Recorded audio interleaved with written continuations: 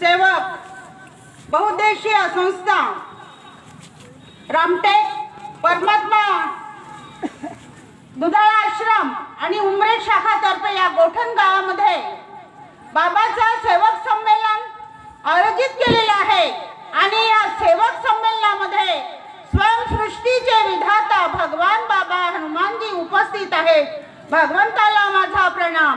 तसेच आपले सर्वांचे सद्गुरू महान त्यागी बाबा जुमदेवजी उपस्थित आहेत। बाबांना माझा प्रणाम। तसेच आपल्या मातोश्री आई वाराणसी उपस्थित आहेत। आईंना माझा प्रणाम। तसेच मंचकावर बसलेले अतिथी या सर्वांना माझा नमस्कार आणि पेंडालमध्ये सेवक सेविका बाळगोपाळ या सर्वांना माझा नमस्कार। बघा, आतापर्यंत खूप छान असे मार्गदर्शन आपण ऐकले आहेत। कोणी अंधश्रद्धेविषयी, कोणी व्यसनाविषयी। ह्या मार्गामध्ये येणारा सेवक, सुखी सेवक ह्या मार्गामध्ये येत नाही। कारण जोपर्यंत त्या व्यक्तीजवळ पैसा असतो तोपर्यंत आपण त्याला किती सांगितलं तरी तो ह्या मार्गाची धाव घेत नाही। ह्या मार्गामध्ये येणारा सेवक एकतर व्यसनी असतो किंवा अंधश्रद्धेने ग्रासलेला असतो आणि ह्या मार्गात आल्यानंतर आपल्या जीवनाचा उद्धार करून घेतो। कारण हा मार्गच तसा आहे, हा फुकटाचा मार्ग आहे। बाबा जुमदेवजीने आपल्या सर्व गोरगरिबांना हा फुकटाचा मार्ग दिला आहे। मी तर मलाही खूप देवींची पूजा करायचा खूप छंद होता, उपवास करायची आणि मी सुद्धा म्हणत होती। कारण आमचे काही नातेवाईक नगरधन या गावला होते, तिथे मी जायची, जेव्हा मी बघायची, कारण मला पूजेचा छंद होता आणि मी बघत होती तिथे एक पाठ राहायचा आणि अगरबत्ती कापूर लावायचं।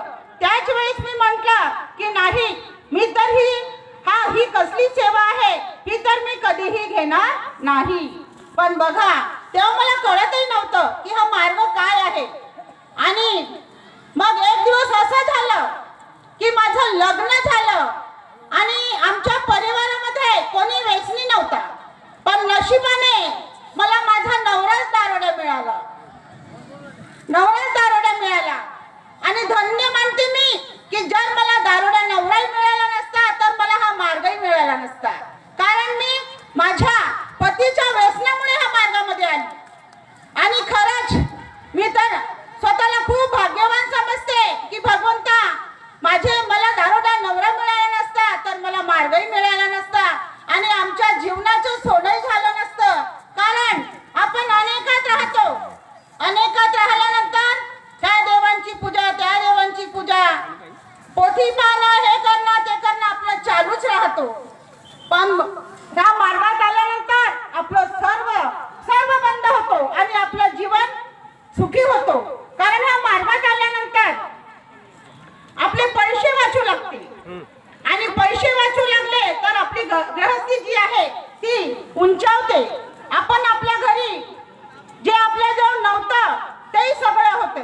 कारण माझे पती एवढे दारू प्यायचे की सकाळ, दुपार आणि संध्याकाळ अशी परिस्थिती होती आमची की 2 वेळेच्या का 1 वेळेच्या जेवणाची सुद्धा सोय आमची होत नव्हती।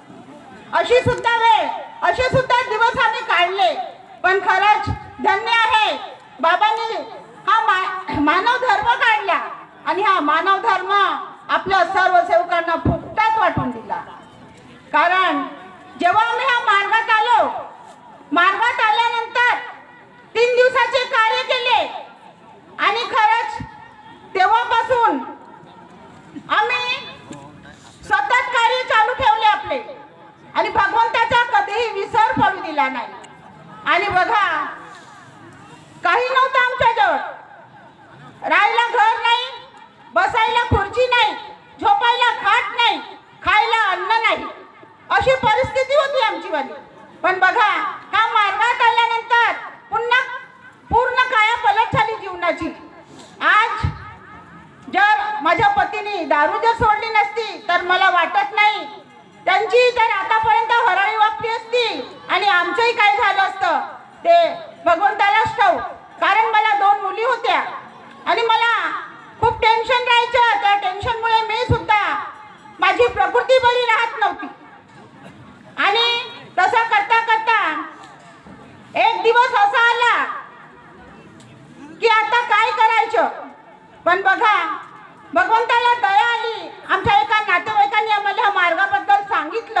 आम्ही ह्या मार्गामध्ये पदार्पण केलं, ह्या मार्गामध्ये आलो आणि खरंच तेव्हापासून भगवंताचा साथ कधी सोडला नाही आणि भगवंताने आमचा साथ सोडला नाही.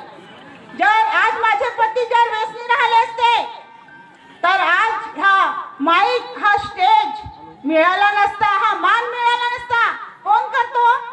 कोण एका दारुड्याचा मान करते? कोण एका दारुड्याच्या पत्नीला इज्जत देते? दारू माणूस पिते आणि ऐकावा पत्नीला लागते, मुलांना लागते. ही त्या दारुड्याची पत्नी, ही त्या दारुड्याची मुलं, असं आपल्याला एक सिल्बम लागतो आणि आपल्याला ते सहन करावं लागते. कारण आपली त्यावेळेस कोणाशी भांडणार आहोत आपण? आपली एक मजबुरी राहते.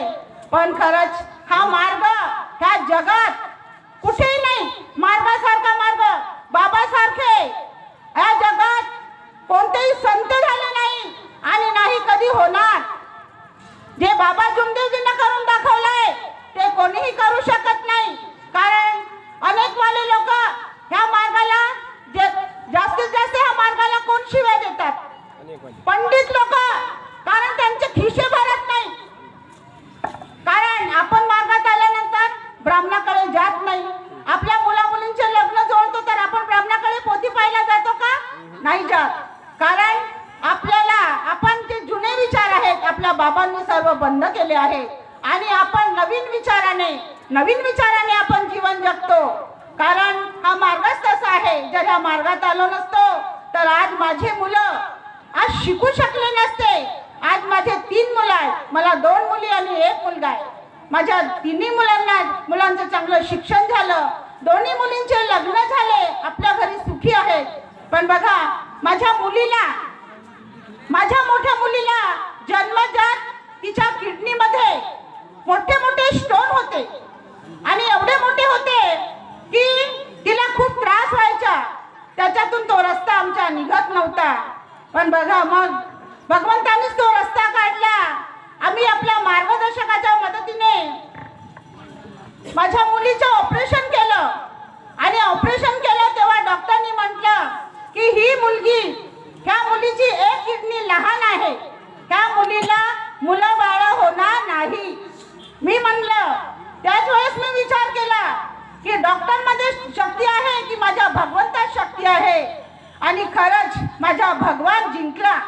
माझ्या मुलीचं लग्न झालं आणि खरंच लग्न झाल्यानंतर जेव्हा आपला षष्टीचा कार्यक्रम येतो त्या षष्टीच्या